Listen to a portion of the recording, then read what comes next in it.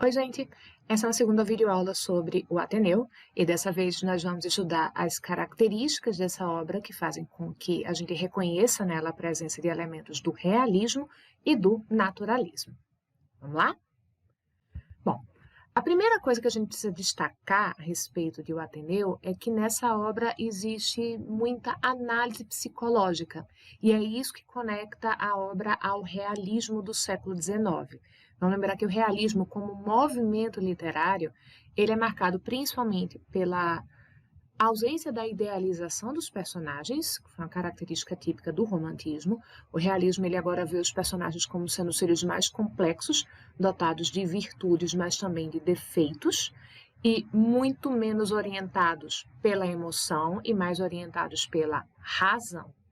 E para apresentar essa complexidade, o realismo ele vai traçar perfis psicológicos, ele vai investigar como é que a mente do personagem funciona. E a gente vê isso no Ateneu, principalmente nas investigações, nas ponderações que o Sérgio adulto, que está narrando para a gente a história, vai fazer a respeito dos seus colegas de escola, vai fazer a respeito do diretor, o Aristarco, e vai fazer a respeito de si mesmo, ali criança, adolescente. Vamos lembrar que o Ateneu começa a sua narrativa ali quando o Sérgio ainda é criança, porque ele entra na escola aos 11 anos e o narrador faz um pequeno flashback de como é que tinha sido a infância, as experiências do Sérgio com escola até aquele momento, e depois a gente acompanha uma parte da adolescência desse personagem ali por volta de um período de 4 anos nesse colégio interno, tá? Para você ter uma noção de como isso acontece em um Ateneu, observa aqui esse trecho em que existe uma análise psicológica do diretor da escola, o Aristarco. Sua diplomacia dividia-se por escaninhos numerados, segundo a categoria de recepção que queria dispensar. Ele tinha maneiras de todos os graus, segundo a condição social da pessoa.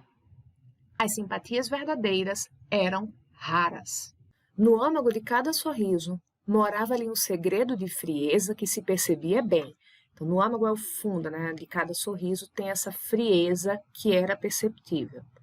E duramente se marcavam distinções políticas, distinções financeiras, distinções baseadas na crônica escolar do discípulo, baseadas na razão discreta das notas do guarda-livros.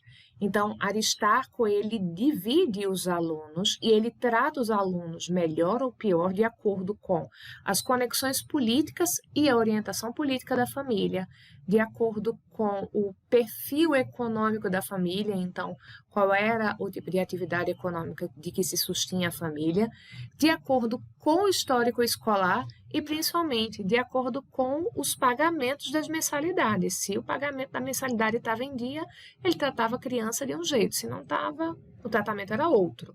É isso que ele vai pontuar na sequência. Às vezes, uma criança sentia a alfinetada no jeito da mão a beijar. O jeito que ele entregava a mão para esse aluno beijar mostrava que tinha alguma aprovação ou principalmente alguma reprovação ali. Saía indagando consigo o motivo daquilo, que não achava em suas contas escolares. O pai estava 2 trimestres atrasado.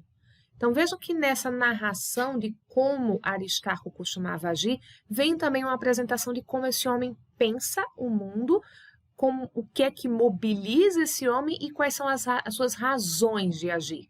Mais do que as ações, se dizem os porquês. Por que Aristarco age de cada jeito? Então, é uma análise psicológica que é feita aqui do personagem através de suas ações.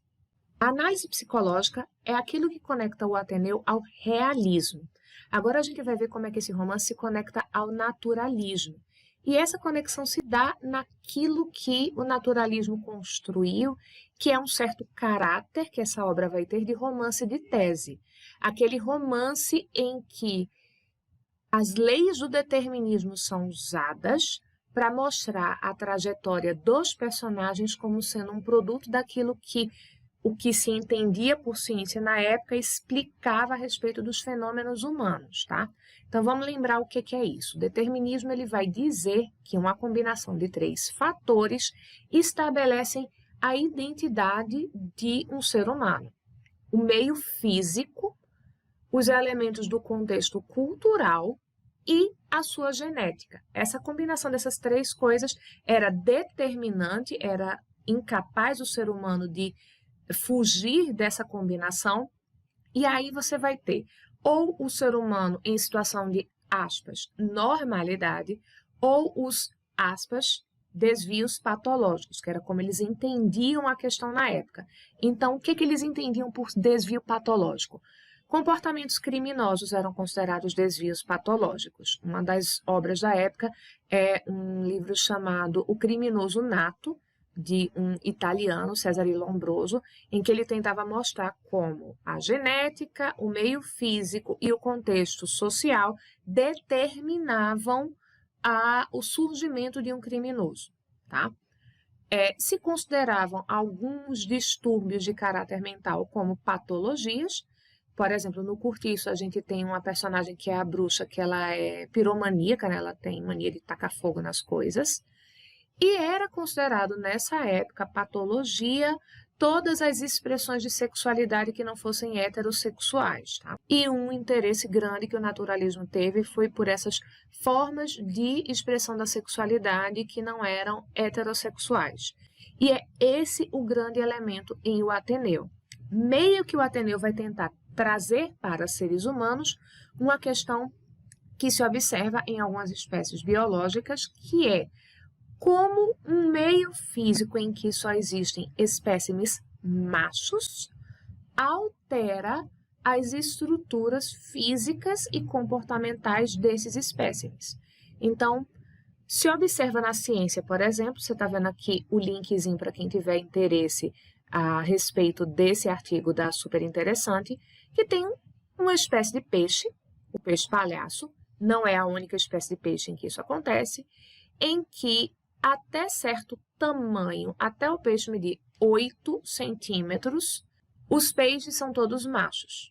Quando ele mede 8 centímetros, a partir daí ele vai se tornar uma fêmea. Então, 10% das espécies de peixes trocam de sexo ao longo da vida, passam de macho a fêmea ou de fêmea a macho, dependendo aí do que a genética determine e de algumas condições ambientais, porque para crescer eles precisam, por exemplo, de nutrientes. Então, se esse peixe, se esse animal, ele é um animal fraco, que não consegue tanto alimento, ou o local em que ele vive é um local em que existe pouco alimento e ele não cresce o suficiente, ele não passa de macho a fêmea ou de fêmea a macho, dependendo do que acontece aí na espécie. No caso dos peixes palhaços, a partir de certo tamanho eles se tornam fêmeas ou permanecem machos. Outras espécies de peixe acontece o contrário, certo? Tudo bem aí? No caso de Ateneu, o que a gente tem? A gente tem um ambiente puramente masculino. E aí o romance vai criar uma tese sobre como um ambiente em que crescem apenas meninos, como é que esse ambiente vai estabelecer condições para o desenvolvimento desses meninos e como é que o caráter e a sexualidade desses meninos vai se desenvolver. E aí a gente vai ter uma tese de que, nesse ambiente, os traços masculinos e femininos vão ser acentuados nesses rapazes de acordo com certos estímulos que vão acontecer lá e de acordo com a personalidade que esses rapazes têm. A gente tem isso logo nos primeiros capítulos, logo no primeiro dia do Sérgio dentro do Ateneu, ele vai receber esse conselho de um colega chamado Rebelo. É o menino mais velho que está dizendo isso para ele. Os gênios fazem aqui dois sexos como se fosse uma escola mista. Os rapazes, tímidos, ingênuos, sem sangue, daqui a pouco a gente fala sobre esse sem sangue, são brandamente impelidos para o sexo da fraqueza. São dominados, festejados, pervertidos como meninas ao desamparo. Faça-se homem, meu amigo, diz o Rebelo. O que ele está falando aqui como sem sangue, né? O que será isso?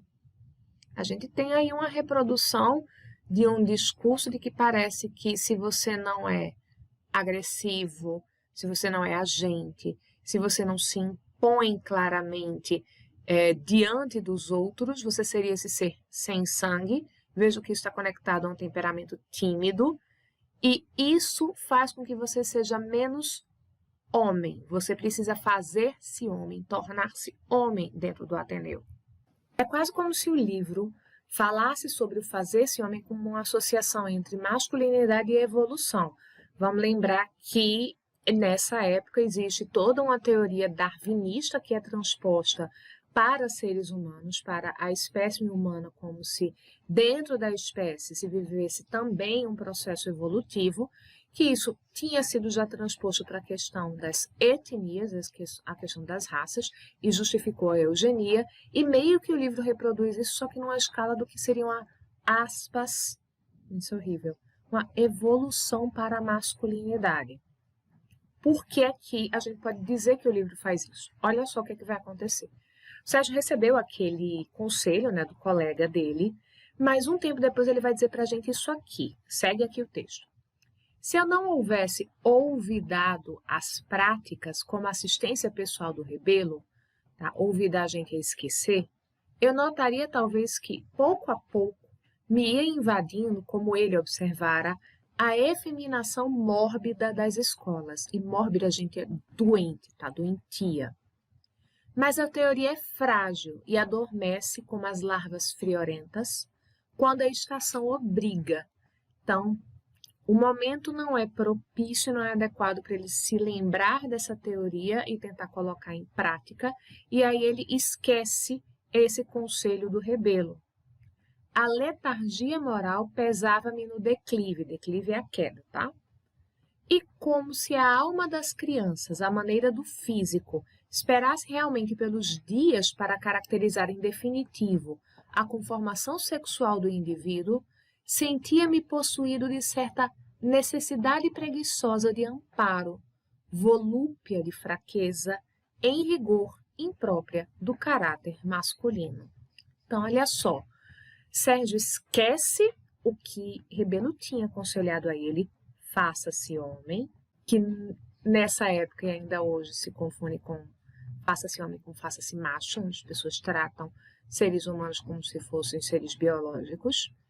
E aí ele não tinha vivido ainda na prática o que acontece com os garotos frágeis, os garotos que, aspas, não se fazem homens ali dentro, e ele vai vivenciar nesse isolamento, porque eles estão em isolamento, nessa ausência da família, nesse estar completamente sozinho num ambiente hostil, uma primeira modificação de caráter. Lembra que ele falou que ele começou a viver uma efeminação mórbida, doentia. Então, o ambiente vai influenciando o Sérgio, ele vai se tornando diferente de quem ele era, porque, olha, ele está sendo invadido por isso, isso não era dele, e isso que o invade e que está sendo visto como tão impróprio para o caráter masculino, gente, olha só o que é, uma necessidade de amparo, uma volúpia, desejo de fraqueza. Sérgio tem a necessidade de poder ter um momento de fragilidade, só que isso é visto como preguiça e fraqueza. É um dos elementos, são alguns dos elementos que compõem uma masculinidade extremamente tóxica, que na época e hoje continua afetando de maneira bastante negativa os homens que compõem a sociedade ocidental. Se vocês forem observar que homens com depressão possuem grande resistência em procurar ajuda psicológica, em conversar sobre os próprios sentimentos, porque acham que expor os sentimentos é fraqueza e eles não têm direito a ter fragilidade, senão eles não são homens. E isso impacta, gente, a saúde mental dos homens de maneira muito decisiva. Muito do que é a violência em meios masculinos e que estatisticamente faz com que homens morram muito mais por atitudes de violência e homens cometem muito mais suicídio na nossa sociedade, tem a ver diretamente com isso. O Ateneu já está trazendo para a gente que esse é um ambiente de masculinidade bastante tóxica. E aí, o que a gente vai ter na narrativa a partir daí é o seguinte, vai ter um passo a passo na vida do Sérgio. E é como se esse passo a passo fosse o conquistar ser homem, que vai passar por dominar os estágios de fragilidade. Primeiro, ele ser esse rapaz vulnerável. E esse menino vulnerável, que é o menino de 11 anos que chega naquela escola e que parece ter 6 anos, e isso aumenta ainda mais a ideia da vulnerabilidade do personagem, faz com que no primeiro momento o Sérgio se torne alvo na escola. Vai ter um garoto mais velho que ele, que faz uma das aulas com ele, né, divide uma das disciplinas com ele, Sanches, que vai começar a assediá-lo, e o Sérgio, de início, não entende muito bem o que está acontecendo. Mas esse menino, ele tem toques que deixam o Sérgio incomodado, desconfortável, embora ele não compreenda o que é, e vai ter um momento que esse menino vai se declarar para ele. A gente não sabe o que é que ele diz, a gente sabe que é uma frase que faz com que aquele menino seja apresentado como um pretendente, e a partir daí, como o Sérgio recusa, esse rapaz começa a persegui-lo de maneira agressiva, né, porque ele se recusou ali. Existe uma estrutura no Ateneu que alguns dos alunos mais velhos, eles são monitores que são chamados de vigilantes, e eles têm poder, inclusive, para bater nos colegas mais novos, e esse rapaz começa a persegui-lo. Só que o tempo vai passar, o Sérgio vai adquirir um pouco mais de confiança e ele deixa de ser vulnerável, mas ele vai se tornar uma figura que nessas relações vai aceitar o que os outros trazem de maneira passiva. E a gente tem isso numa relação que ele vai ter com um rapaz chamado Bento, em que eles vão ter uma troca de carinho. Não é uma coisa física, tá, gente? Nada acontece de relação sexual entre esses personagens, eles são muito novos, mas existe um carinho, uma certa corte mesmo entre eles, em que Sérgio é a figura passiva, porque ele não toma nenhuma iniciativa, ele não demonstra o afeto, mas ele é o alvo desse afeto. E essa passividade também é vista como uma coisa feminina, porque ele vai se apresentar como uma namorada. Vejam aqui nessa linda adaptação em quadrinhos que o Ateneu recebeu, em que esse amigo, que se chama Bento, vai todos os dias fazer uma surpresa, traz um agrado para ele e começou inclusive a dar flores para Sérgio. Primeiro algumas pétalas de flores, depois flores completas e um dia ele dá um buquê. E aí Sérgio vivencia uma devoção por uma santa chamada Santa Rosália, ele tem essa Santa Rosália no armário dele, como se fosse uma espécie de um altar mesmo. Diz assim, eu nunca tinha levado tantas flores para Santa Rosália. E ele fica sem saber o que fazer. É quando ele se pergunta que devia fazer uma namorada. Isso está lá no texto original, tá, gente? Essas frases são todas do texto original do Raul Pompeia. Escondias antes que vissem. Então, o que é que ele faz? Ele se esconde, por quê? Porque o ambiente do Ateneu, ao mesmo tempo que gera esse comportamento pela teoria biológica, ele também pune esse comportamento. Então, quando existe um relacionamento ali de afeto entre dois personagens, entre dois meninos, que têm essas características afetivas, homoafetivas, se isso é descoberto, eles são expostos ao ridículo público. E isso acontece com dois personagens, tá? Vamos continuar. Depois do momento de uma relação que é marcada pela passividade, o Sérgio atinge a chamada igualdade. Ele vai falar de um relacionamento que ele vai ter com um outro menino, certo? O Egbert. E essa relação entre o Egbert e o Sérgio é bem diferente nas palavras do próprio Sérgio, tá, gente? Não é uma abstração aqui que está sendo feita da leitura, não. Olha só. A amizade de Bento Alves fora verdadeira, mas do meu lado havia apenas gratidão, preito à força, comodidade da sujeição voluntária, vaidade feminina de dominar pela fraqueza, todos os elementos de uma forma passiva de afeto, em que o dispêndio de energia é nulo, então que você não gasta energia. E o sentimento vive de descanso e de sono.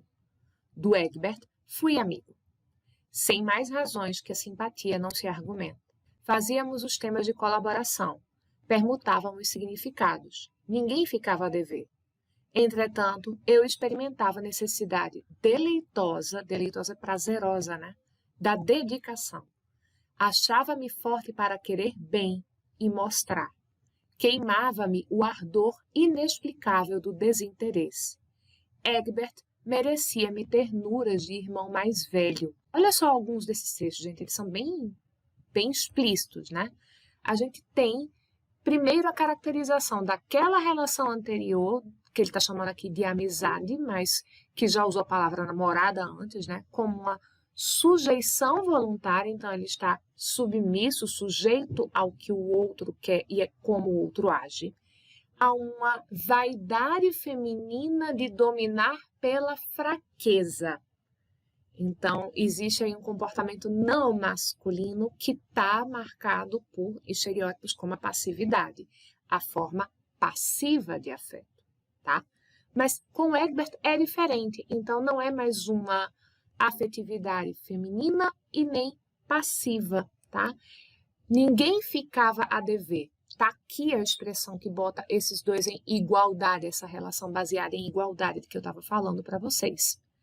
E depois ele vai continuar, para quando a gente está pensando, mas ele está falando em amizade. Bom, não é exatamente isso, tem uma tensão de sexualidade aí também. Olha só o que ele vai dizer alguns parágrafos depois disso. Vizinhos ao dormitório, eu deitado, esperava que ele dormisse, para vê-lo dormir. Acordava mais cedo para vê-lo acordar. Tudo que nos pertencia era comum. Eu, por mim, positivamente, adorava-o e julgava perfeito. Era elegante, destro, trabalhador, generoso. Eu admirava-o, desde o coração até a cor da pele e a correção das formas. Adorava-o e o julgava perfeito? Ok, a gente poderia ter uma admiração muito intensa entre dois amigos, mas admirar desde o coração até a correção das formas, a admiração aí da correção do corpo, tem um elemento de sexualidade também nesse processo, certo? Mas, como eu estava falando para vocês, existe um processo, aspas, evolutivo na afetividade e na sexualidade de Sérgio, porque é a tese desse romance. E aí, nesse processo evolutivo, o que é que a gente vai ter depois disso? A normatividade, a normalidade vai ser atingida, porque depois desses 3 relacionamentos, Sérgio mais velho, quando ele vai falar novamente de uma afetividade e de uma atração, ele vai falar de uma atração por uma personagem feminina, por uma mulher, tá? Então, a gente tem um percurso de um fazer-se homem no Ateneu, que segue uma tese sobre masculinidade, e essa tese parte de um princípio biológico e trata o formar-se homem dentro de princípios biológicos e de normalidade em relação ao que seria, na época, patológico. Esse é o elemento naturalista dessa narrativa. Eu vejo vocês numa próxima aula. Um beijo para todos, bom estudo. Tchau, tchau.